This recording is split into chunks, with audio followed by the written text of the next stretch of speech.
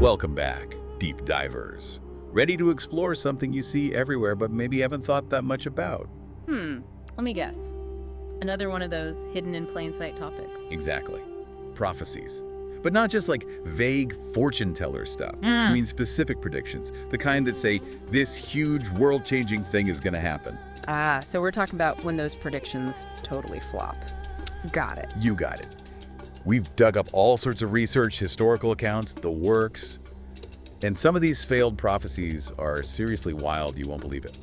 Well, I'm intrigued already. Throughout history, it's mind-blowing how obsessed people have been with knowing the future. Right. You'd think when those predictions go belly up, everyone would just, I don't know, give up on the whole thing. Makes sense, yeah. But it's not that simple, is it? Not even close. It's like watching a train wreck in slow motion, you know? Totally. Like take the Millwrights back in the 1840s. These folks were dead certain the world was ending. Even picked out multiple exact dates. Can you imagine the level of disappointment when those dates came and went? Oof, yeah. I can only imagine the awkward silence. Seriously. You'd think that'd be the end of the story, right? Seems logical. But here's the kicker sometimes. These groups actually get even more followers after a prophecy fails. Wait, seriously? More? How does that even happen? I know, right? It's like the opposite of what you'd expect. But it shows you how powerful social pressure can be when it comes to believing something, even when, well, reality's telling you otherwise. So it's not just a personal thing then, it's like a whole group dynamic keeping those beliefs alive. Exactly. It's like, if all these people believe it, it can't be wrong, right? The good old bandwagon effect. We see this all the time, right? All the time. And it's not just historical stuff either. It kind of reminds me of that time I was convinced my lucky socks would help me ace an exam, obviously, that didn't go as planned. Ha, we've all been there. But hey, at least you tried, right? True. But why do we do this?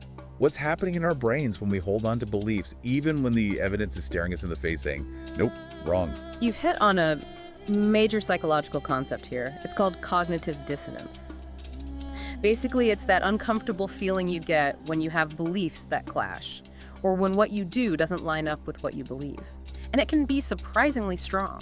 So in those prophecy situations, people are dealing with this tension between believing so strongly in the prediction and then bam, it doesn't happen. Exactly. And get this, people come up with the most amazing ways to try to get rid of that tension without actually giving up on their beliefs. It's like mental gymnastics, I swear. No way. Like what? Give me an example. Well, some folks will just reinterpret the whole prophecy, you know, claim it was actually symbolic or metaphorical all along. Others might shift the blame, saying someone messed things up, or, get this, it was a test of faith from a higher power. Wait, so it's never the prophecy itself that's wrong. There's always some outside force or misunderstanding. Right. It's pretty wild. People get seriously creative when it comes to defending their beliefs. They rationalize, they reinterpret. Some even start paying attention only to things that support the prophecy, while completely ignoring anything that contradicts it. Like they're building a mental wall around their belief, and anything that doesn't fit just bounces right off. That's a great analogy. And often that wall is reinforced by, you guessed it, other people who believe the same thing. It's like a support group for unfulfilled prophecies. And there's actually this fascinating study from the 1950s by this guy, Leon Festinger, called, get this, When Prophecy Fails. When prophecy fails, I think I've heard of this. It was about this doomsday cult, right? They thought the world was ending on a very specific day. You got it. So picture this, the day comes and surprise, surprise, no apocalypse. You'd think they'd be bummed, right? Totally heartbroken, I'd imagine. But guess what? Instead of ditching their beliefs, they became even more convinced they were right. They started saying their faith had actually saved the world and then doubled down on recruiting new members. Wow, so even a totally failed prophecy can somehow strengthen a belief. That's insane. It really shows how our social circles and our own need to feel like we're consistent can outweigh even the most obvious evidence to the contrary. This is making me think about all the times I've clung to an idea, even when it was clear I was way off base. Maybe it's not always about being right, but more about protecting our ego, our sense of belonging.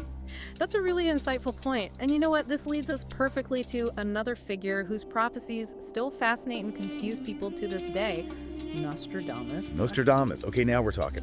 This guy wrote all these mysterious prophecies way back in the 1500s, and people are still trying to figure them out today, like he's some kind of prophecy rock star, you know? He definitely knows how to keep people guessing. It's fascinating, right? His prophecies are so open-ended, you can interpret them in so many ways. Yeah, like his writings, those famous quatrains. They're packed with symbols and wordplay and even different languages, all mixed up. It's almost like he wanted them to be flexible, adaptable to different events. You're spot on. And that's a big part of why he stayed relevant for so long. That vagueness, it gives people a lot of wiggle room. So people can just kind of twist his prophecies to fit whatever big events happening in the world. It's like, I'm thinking about all those times people said he predicted Hitler, the Kennedy assassination, even 9/11. It's kind of wild when you think about it. You've hit the nail on the head. That vagueness, it plays right into our own psychology, like our biases. We're naturally drawn to information that confirms what we already believe.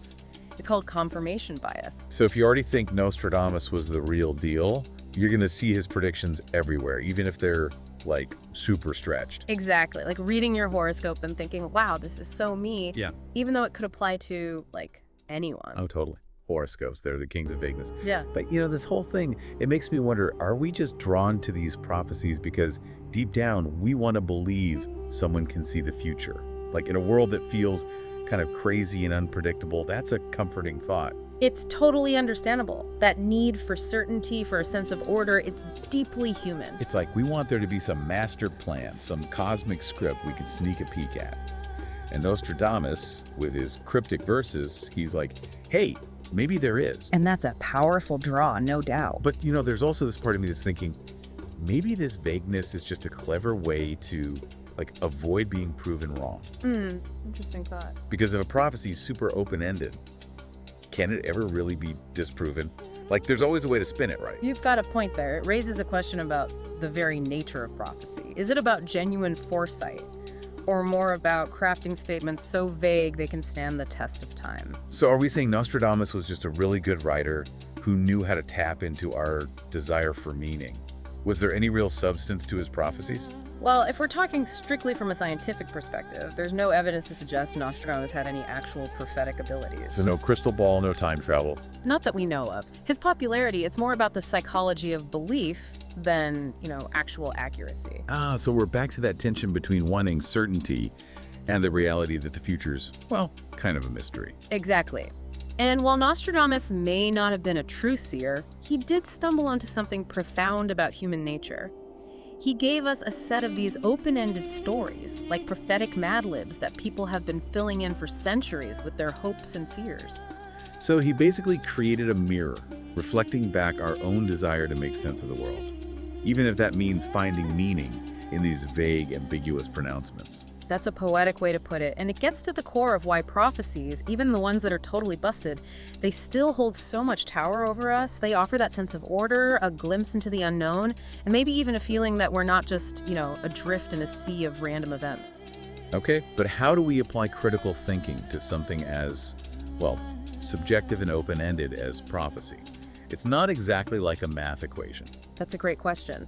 It starts with being aware of our own biases, those tendencies we all have to see patterns, to want confirmation of what we already believe, to gravitate towards explanations that make us feel like we're in control. It's a natural human thing. It's like that saying, right? If you have a hammer, everything looks like a nail. If you're convinced Nostradamus was a prophet, you're going to see his predictions everywhere. Exactly. We also have to be cautious of overly vague pronouncements. While they might sound deep, they often lack the specifics to be truly meaningful or testable. So a solid prophecy, it should be clear, concise, and you should be able to prove it wrong if it's wrong. You got it. And when we come across a prophecy, we should always ask ourselves, what evidence backs this up? Is there a simpler explanation? Am I letting my own biases or wishful thinking cloud my judgment? Those are great questions to ask, not just for prophecies, but for any kind of information we encounter. It's like having a BS detector built right into your brain. Absolutely. And maybe, just maybe, by using that BS detector, we can move beyond just looking for confirmation and actually start to better understand ourselves and the world we live in.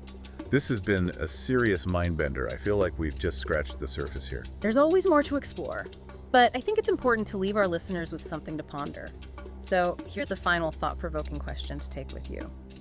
If these prophecies are so often wrong, way off, why are we still so fascinated by them?